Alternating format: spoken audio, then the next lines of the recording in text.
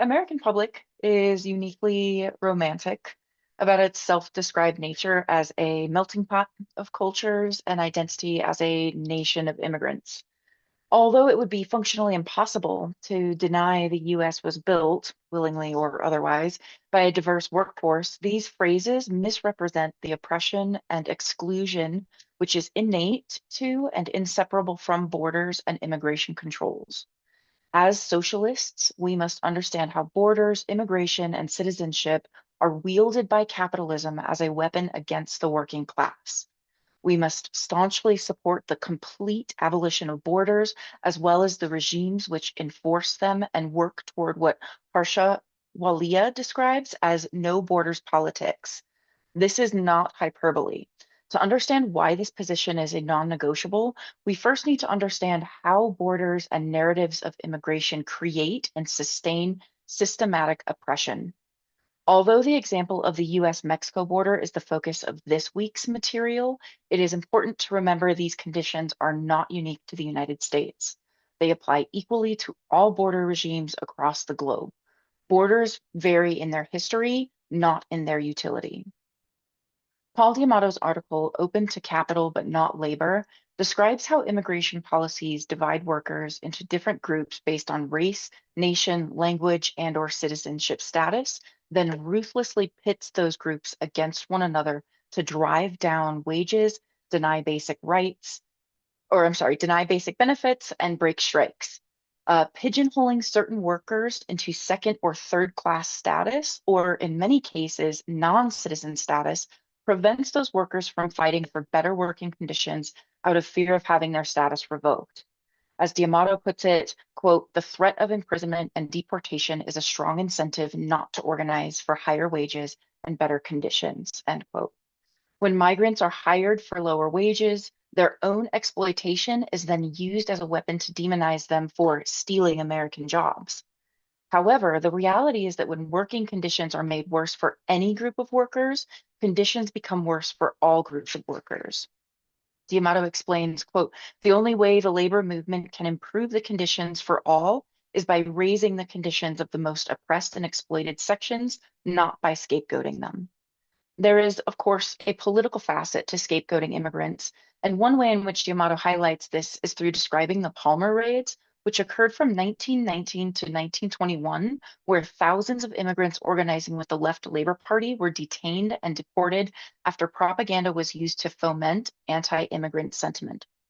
D'Amato points out modern iterations of the same tactic in the harassment and deportation of Arab and Muslim immigrants during the post 9/11 hysteria. The same xenophobia continues to this day.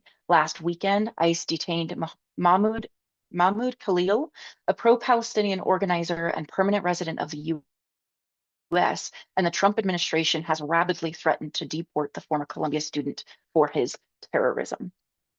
Hector Rivera's article, The Path to Socialism Requires Border Abolition, addresses the common myth that the policies of Democrats and liberal politicians are measurably more humane and progressive than those of Republicans and conservatives.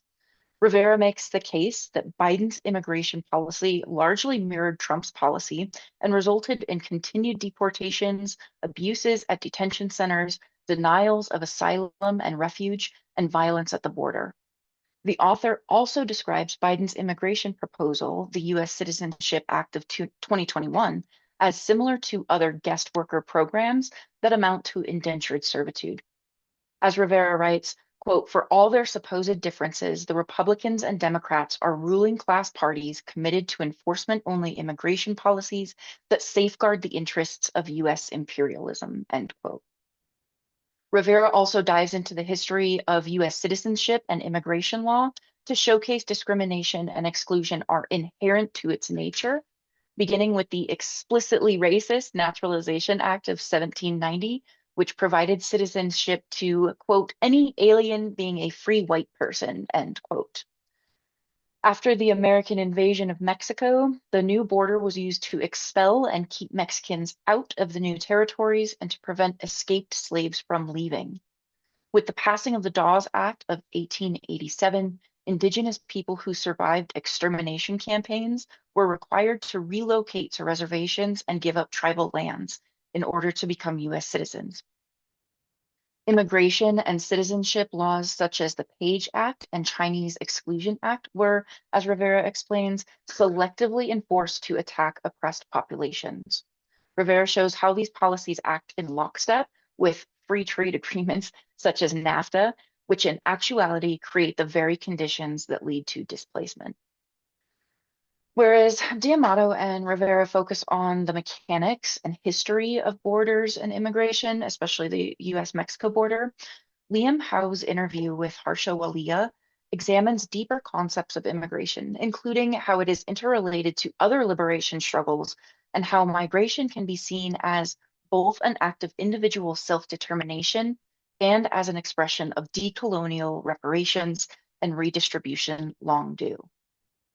She stresses how border abolition is inextricably connected to racial liberation movements by pointing to the US border's role as the linchpin in the exclusion of Mexicans from the US, the hunting of escaped slaves, and the genocide of indigenous tribes. She further states that many migrants to the US-Mexico border are indigenous themselves, and a large portion of migrants and refugees in Mexico are from Haiti and Africa. She explains, quote, "What is crucial here is that the racial expropriation of land, labor, and life itself is innate to capitalism. Capitalism actually relies on, requires, and reproduces racial hierarchies. In that sense, there can be no anti-capitalism that is not also anti-racist, and there can be no anti-racism that is not also anti-capitalist." Walia reframes the conversation as a displacement and immobility crisis instead of the common border or migrant crisis, which shifts the focus of examination to the causes of displacement and inability to move freely. She states framing the issue as a border or migrant crisis is a pretext to shore up further border securitization and repressive practices of detention and deportation. Whenever the state claims a crisis, its responses end up in the service to the state. Walia also expresses that the current framing of a migrant or border crisis implies the US is the victim of this crisis instead of its designer. She rejects national leftist movements that hold the position that the form of the nation state can guard against the ills of globalized neoliberal capitalism. Because, quote, and this one is quite long, but quote, "Capitalism requires labor to be constantly segmented and differentiated, whether across race, gender, ability, caste, or citizenship. These stratifications cheapen labor because there is no such thing as cheap labor. The conditions of capitalism and other forms of manufactured vulnerability create cheapened labor. Lack of full and permanent immigration status is key to creating tools of hyper-exploitable cheapened labor. Borders are not intended to intended to exclude all people or to deport all people, but to create conditions of deportability, which in turn increases social and labor precarity." End quote.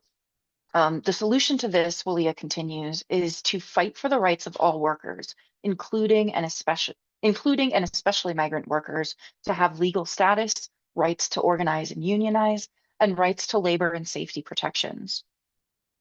As is often the case, the reality of immigration is complex and nuanced. Despite this, our stance as socialists is simple and clear. No one is illegal. Understanding how integral borders are to the functioning of capitalism means our position can be nothing less than the abolition of them entirely.